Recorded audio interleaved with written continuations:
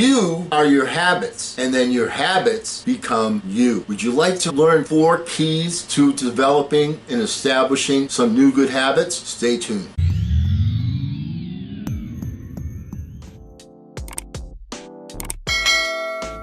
Hello again, everyone. I'm Eli's dad with Project Eli, where we educate, lead, and inspire. And it's often been said that you are your habits become you. And if you stop and think about it, if you're somebody that wakes up in the morning, the first thing you do is you go to your social media, guess what? You become your habits become you. So if you want to make some positive changes, I'm going to give you today 4 different steps that you can take so that you can establish and develop some new habits. The first one is you must change your environment. Let me give you a couple of examples. All right. First of all, if you have, a particular walk, let's say you walk to work, and there's a couple of different paths that you can take, a couple of different roads that you can take to get to work. Don't take the one that goes by the bakery every morning. What's going to happen when you go by the bakery? Well, that smells pretty good. You walk in. If you're on a diet, that's not a good thing to do. Does that make sense? By the same token, in your home, if you want to establish good thinking habits, one of the things that we've spoken about numerous times on this channel is to set aside some personal, quiet thinking time for yourself. Well, if you're going to do that, then you have to set up an environment where you're going to be alone, where you're not going to be disturbed, and you'll be able to sit comfortably, relax, and do your quiet thinking time. Give yourself time to communicate with the ultimate partner.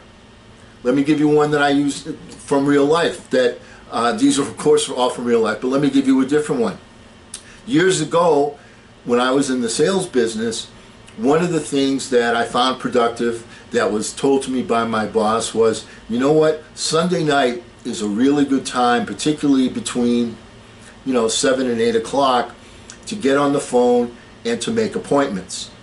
So I tried that at first by working from my house, and there were all sorts of distractions. The TV was on, there were people coming in and out. 7 to 8 o'clock on a Sunday night can be a very busy time.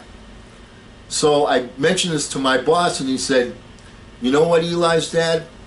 Here's something we're going to do. We pay rent on this office space 24/7. So even at night we're paying rent on it.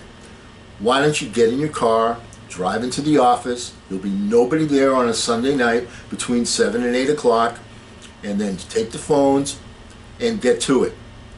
Well, when I did that, I found that I was significantly more productive. Why? You get to the office, there's nobody there.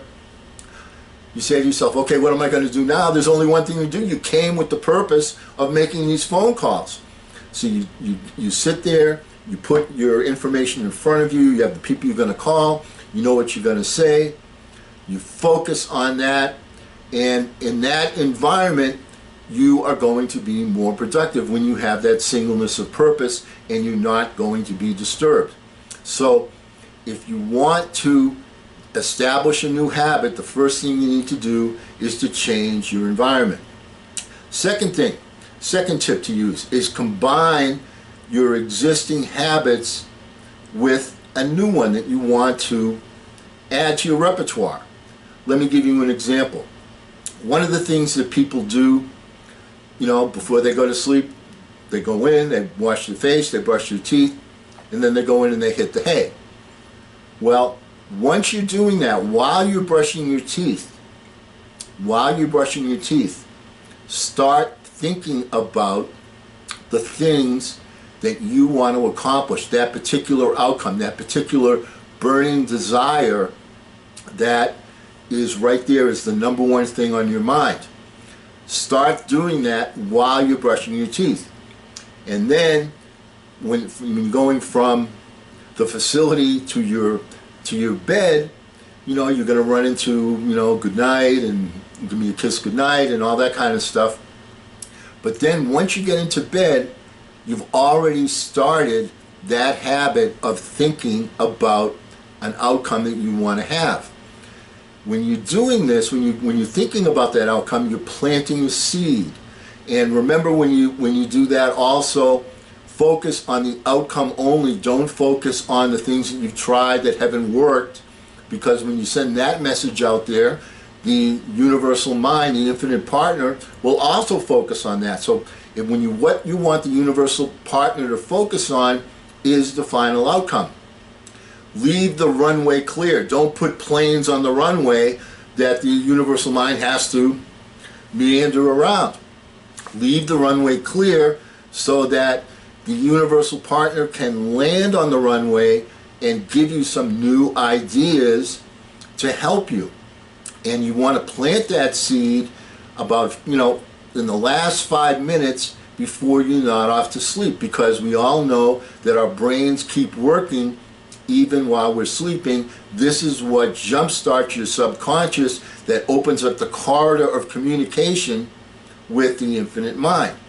That's an example. Once again, piggyback one habit that you have with a new habit that you want to have. That and when you do that, it becomes automatic. It becomes automatic. And when you're doing things automatically, you're doing things subconsciously. So get started thinking that way. So make sure one of the tips that I want to give you is combine existing habits with new ones that you want to add to your resume. Third thing, stop negotiating with your own mind. Stop it. What do I mean by that? Well, people resist change. People would rather cling to something that's not working for them than they would to try something new that might work for them. And what people do in those particular scenarios is they start negotiating with themselves. Let me give you an example. Let's suppose you say to yourself, okay, I'm going to get up early every morning and I'm going to go for a run. I'm going to go run for a mile. So I'm going to put on my clothes, my gym clothes, go out there and run. So you wake up in the morning, okay, the alarm goes off, you look over at the alarm, the enemy, and you say to yourself, you know what, I'm going to give myself just a couple more minutes, and you hit the snooze alarm. And then you hit the snooze alarm again. And then you hit the snooze alarm again. And then you wake up and say, you know what, it's too late for me to go out and do my run. Stop negotiating with yourself. Stop finding reasons why you should delay, why you should procrastinate.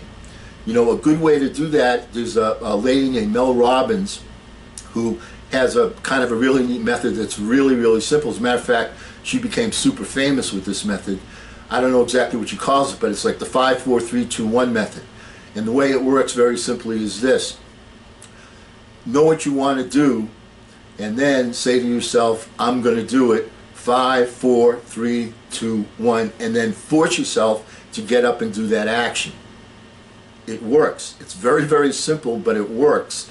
So that will help you to stop negotiating with your own mind. And the fourth key that I want to give you is when you fall off the wagon, make sure you jump straight back in.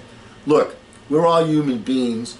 We all have to go through this thing we call life. There's always things that come up. I'm no different than you are. Everybody's the same. We all have circumstances that come up that we have to pay immediate attention to. Okay, so you do that. But make doubly sure that at the very next opportunity you have to establish that habit, that you establish it. Get right back on the wagon. Get right back on the wagon. So if you miss that day because some emergency happened in your house and you couldn't go for the run, make darn sure that the next day, or make sure that at lunchtime, or make sure in the evening, but make sure when you have an opportunity that you go back and you make up that time to get that habit established. That is a key thing. So let's go over the 4 elements one more time. First of all, if you want to develop new habits, change your environment. If you stay in the same environment, you're going to be in a position to succumb to the very same temptations that prevented you from establishing that habit in the first place.